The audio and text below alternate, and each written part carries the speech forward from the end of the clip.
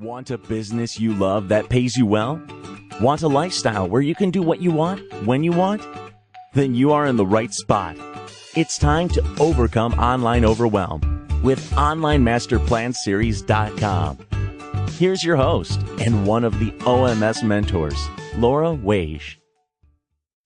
Andrew, I have a 3-part question for you. First, I want you to share one task that you delegate daily.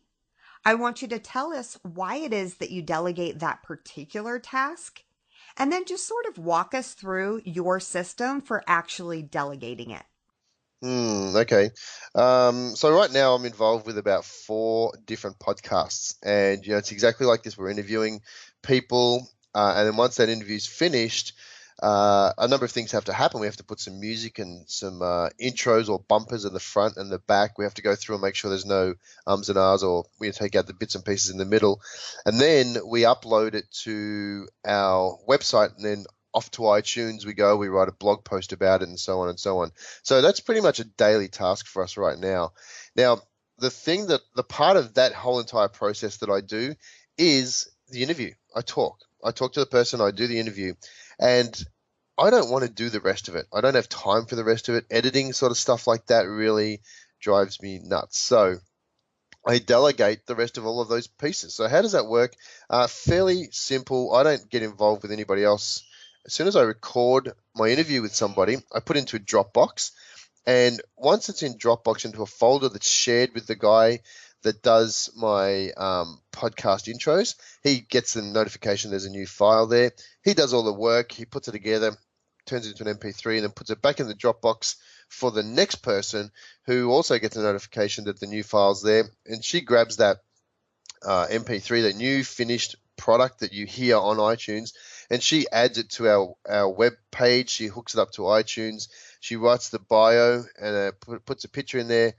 Writes the description, puts the picture in there for our page, and all of a sudden it's out there. So my involvement after I do the interview is absolutely zero. And I love it because it means I can punch out more content, get to speak to more people without having to worry about the whole mundane editing and that sort of drivel stuff at the end. Yeah, you can focus on what it is that you're best at and let the other pieces of it happen behind the scenes. It's absolutely the most brilliant way to run a business because you're not stuck in the details. You're not doing it all yourself. Yeah, we set up a client of ours recently who all he doesn't know anything about internet, he doesn't know about online stuff. So he's basically outsourced it to us.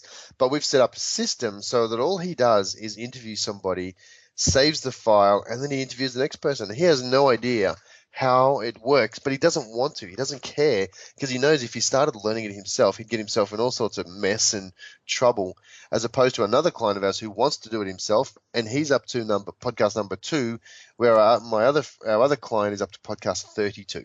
Mm-hmm. Well, and it's so important. I hope everybody really hears what you just said. The client that has 32 doesn't even want to know the details. That actually is a smart entrepreneur. That is somebody who recognizes that they need to stay focused on the revenue generating portion of their tasks, which is doing the actual interviews, and let all the other minutia be handled behind the scenes. Yeah, I spoke to him recently. I said, are you enjoying it? He goes, oh my God, I love this. This is so fun. I'm out there, I'm just talking to people, and I'm getting connections, and I love it. And then my other client, I said, how's it going? Oh, I'm having a hard time. I hate this. I really don't like it. And I can tell you that his business will suffer, if not fall apart, because of the stuff that he wants to do himself, and he hates it. I can see it, just clear as day, see the 2 differences in the attitudes of their own business.